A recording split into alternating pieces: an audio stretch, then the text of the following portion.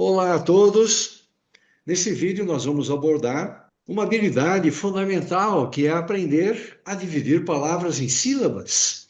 Normalmente nós pronunciamos a palavra como um todo, mas um passo importante no conhecimento da fala, dos padrões de fala, da composição das palavras, para caminhar aí no universo da consciência fonológica, é aprender a dividir palavras em sílabas. Muito bem. Eu tenho visto vários procedimentos para ensinar as crianças a ganharem essa habilidade. E dentre esses procedimentos, a gente observa que muitas crianças são ensinadas a contar quantas vezes a boca abre na medida em que elas estão falando. Mas eu vejo que muitas dessas crianças têm uma dificuldade enorme para usar essa estratégia de ficar contando quantas vezes a boca abriu para saber quantas sílabas a palavra tem. E isso não é muito difícil de compreender o porquê essas crianças apresentam dificuldade.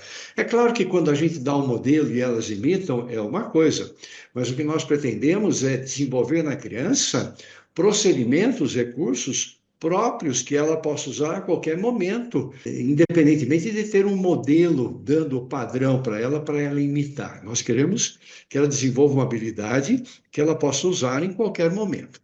Então, como eu disse, por que será que tantas crianças têm dificuldade para perceber quantas sílabas tem numa palavra, usando a estratégia de abrir a boca para cada sílaba?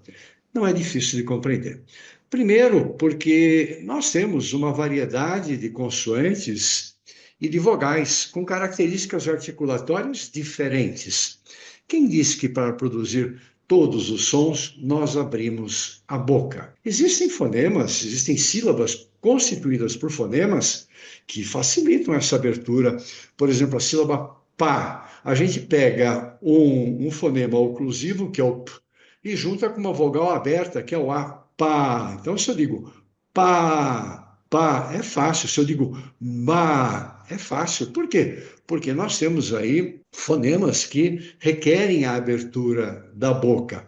Mas isso é verdade a todo momento? Não, não é verdade, porque nós temos fonemas que são produzidos com a boca fechada ou não totalmente fechada para poder sair o som, mas que não tem essa abertura dos plosivos, né, dos oclusivos. Por exemplo, se eu digo si, eu não abri a boca. Se eu digo sa, aí o A me levou a abrir a boca. Então, isso é um alerta para a gente prestar atenção, que nem sempre a gente abre a boca. Então, eu fiz aqui até uma seleção de palavras, pensando aqui uma seleção de palavras. Por exemplo, pata. Não fica tão difícil contar quantas vezes a boca abriu. Só que isso requer, por parte da criança, uma atenção muito grande em movimentos sutis que a boca faz. Nós temos que levar em consideração que a clareza que nós temos da nossa articulação e a capacidade que nós adultos, principalmente adultos como professores e fonoaudiólogos e que conhecem mais, ou que prestam mais atenção nesses detalhes, nós temos uma habilidade que as crianças não têm. Elas falam sem se dar conta se estão abrindo a boca, se não estão abrindo, se a língua está levantando, se a prega vocal está vibrando, não está vibrando. Isso tudo vem numa programação automática. Portanto, muito cuidado, porque não é porque nós temos facilidade para sentir que as crianças também têm. E muito cuidado, porque nós podemos artificializar a fala, nós podemos exagerar, criar padrões que não são os padrões naturais de fala. Então, por exemplo, se eu digo assim, pata, é mais fácil eu contar quantas vezes a boca abriu, apesar dessas dificuldades, nem sempre a criança conseguir perceber esse movimento. Papai, pronto. Lápis. Mas agora, se eu digo sujo, tem duas sílabas. Sujo. Eu não abri a boca. Mas alguém pode dizer, não, professor, mas a gente pode fazer assim, ó, sujo. Então, mas aí nós estamos artificializando, nós estamos forçando, nós estamos criando uma fala que não é a fala natural.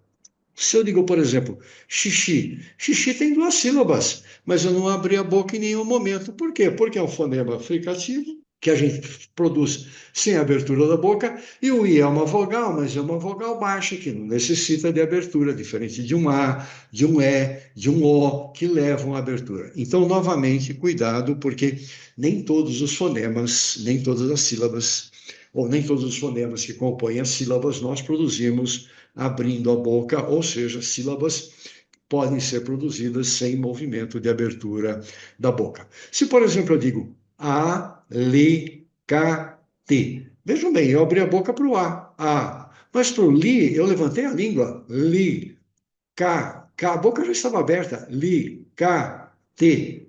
Eu fechei para fazer o T. Então, não é tão simples, tão natural. De novo, muito cuidado para que a gente não fique forçando. A, li, cá, T. Porque não é assim que as crianças falam. Porque a hora que elas forem usar os recursos por conta própria e prestarem atenção na fala, na pronúncia da fala, elas vão ter muita dificuldade para poder perceber quantas vezes a boca abriu, porque nem sempre a boca naturalmente abre. Se eu digo, por exemplo, que, horas, cá, eu abri a boca, que, eu não abri mais a boca, são duas sílabas e uma abertura só de boca. Chocolate. Também não coincide o número de vezes que eu abro a boca com o número de sílabas. O Coca-Cola. Pronto, praticamente a gente abre a boca uma vez só e depois levanta a língua no lá. Ou vivi. Aí nós nem abrimos a boca. Então, assim, considerando a dificuldade que muitas crianças têm apresentado para usar esse recurso como estratégia, como procedimento para contar quantas sílabas tem, a recomendação é que a gente seja muito cuidadoso e sinta que podem haver estratégias mais simples, mais naturais, como simplesmente falar de uma maneira mais lenta. Por exemplo, se eu digo pá, tá, bastou eu lentificar a fala que as sílabas vão se destacando de uma maneira natural. Lápis. E a gente sugere como marcador, que pode ser muito eficiente, marcadores concretos, fichas, o próprio dedo. Lápis. Alicate.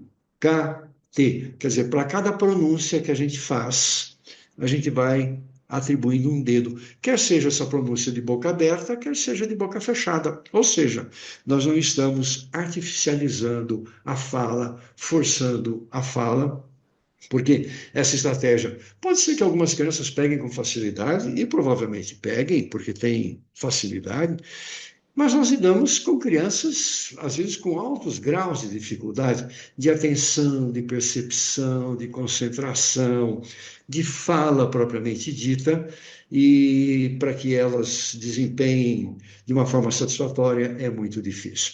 Então, esse era o meu recado para o nosso vídeo de hoje. Muito cuidado para que nós não tiremos a naturalidade da fala e procurar usar recursos que sejam cada vez mais facilitadores, eliminando possíveis dificuldades ou obstáculos que alguns procedimentos podem trazer. Muito bem, até mais, até o próximo vídeo.